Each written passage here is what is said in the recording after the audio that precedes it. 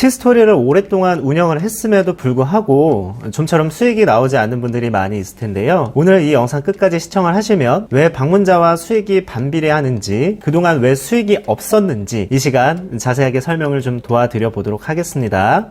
네, 여러분들 안녕하세요. 킴쌤입니다. 그동안 티스토리 관련해서 많이 받았던 질문 중 하나죠. 클릭률이 나오지 않는다. 도대체 수익률을 높이려면 어떻게 해야 합니까? 운영하시는 분들의 공통적인 궁금증이 아닐까 싶은데요. 그래서 오늘 이 시간에는 지금까지 제가 경험한 노하우를 바탕으로 클릭률 최대 30%까지 올릴 수 있는 그런 블로그 주제에 대해서 여러분들에게 한번 소개를 해드려 보도록 하겠습니다. 자, 어떤 분이 저에게 이런 문의를 주셨는데요. 블로그에 하루 방문자가 대략 4,000에서 5,000명 이상 들어오는데 한 달 수익이 평균 $100 그 이상 올라가 본 적이 없다고 말씀을 하시더라고요. 많은 분들이 1일 방문자 수와 또 수익률과 비례한다고 생각을 하시는 것 같아요. 자, 이런 식으로 운영하시는 분들의 실수 중 하나가 바로 키워드 주제 선택입니다. 핵심부터 말씀을 좀 드리자면 올리고자 하는 포스팅 주제와 구글에서 달아주는 광고의 연관성을 한번 생각을 해보셔야 되고요. 타겟팅이 될 만한 키워드인지 확인을 먼저 하시고 키워드 선택을 하시는 것이 우선입니다. 엄밀히 따지면 방문자 수와 수익률이 비례한다기보다 CTR과 수익률이 비례한다고 이해하시면 될 것 같고요. 예를 들어 방문자 수를 올리기 위해서 연애 관련된 MC 유재석이라는 키워드를 주제로 삼는다고 가정을 한다면 이게 구글에서 달아주는 광고의 연관성과 관련이 있을까요? 물론 복불복으로 여러 가지 다양한 광고가 달리겠지만 연예인 유재석님에 대한 자료를 찾아보기 위해서 블로그에 들어왔는데 전혀 관련 없는 공무원 관련된 광고가 달린다면 당연히 클릭률이 떨어질 수밖에 없겠죠. 방문자 수를 늘리기 위해서 실시간 검색어와 연애 관련된 그런 포스팅을 하시는 분들이 굉장히 많이 있고 확실히 방문자 수 증대에 큰 영향을 미치기도 합니다. 그러나 많은 방문자 수가 오히려 클릭률과 또 RPM, 즉 조회수당 예상 수익에 방해가 된다는 사실을 여러분들 꼭 기억을 하셔야 되고요. 제가 이런 식의 키워드를 비추할 수밖에 없는 이유는 CPC 단가가 대체적으로 상당히 낮게 형성이 되어 있고요. CPC 단가는 광고주들끼리 서로 입찰 경쟁을 하면서 자연적으로 올라가게 되죠. 자, 예를 들어서 맛집 관련된 광고주가 구글 광고를 신청을 할 때 업종의 속성에 맞는 키워드를 선택을 해서 라이브를 돌립니다. 맛집 광고주가 유재석이라는 키워드로 광고를 하진 않겠죠. 제가 일전에 키워드 선택을 하실 때 구글 애드즈 키워드 플래너에 가셔서 CPC 단가를 먼저 확인을 하고 단가 높은 키워드 위주로 주제를 정하는 게 수익률에 도움이 된다고 말씀드린 적이 있는데요. 이슈 키워드로 광고하는 클라이언트들은 존재하지 않습니다. 자, CPC 단가도 낮을 뿐더러 주제와 달린 광고의 연관성이 매우 떨어지기 때문에 클릭률과 RPM을 올리는데 방해가 될 수 있다는 점 여러분들 알아두시면 좋을 것 같고요.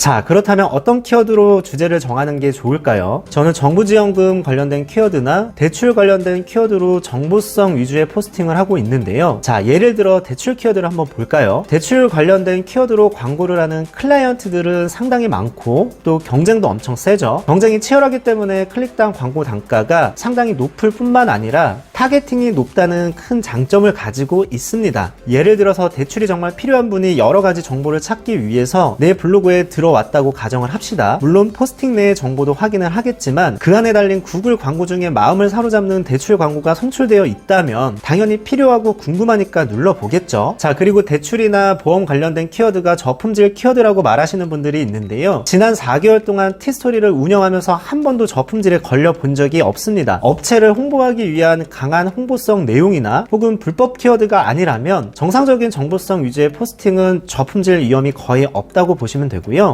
정부 지원금 키워드도 마찬가지고요. 우리나라에서 시행하는 지원금 중 우리가 아직 잘 모르고 있는 제도가 상당히 많이 있죠. 자, 이런 키워드들은 타겟팅이 매우 높기 때문에 광고 클릭으로 이어질 가능성이 굉장히 높다고 보시면 되고요. 개인적으로 재택부업 관련된 키워드도 나쁘지 않다고 봅니다. 아무래도 연관성이 있어야 클릭률도 높아지고 CTR이 나오면 당연히 RPM도 높아지겠죠.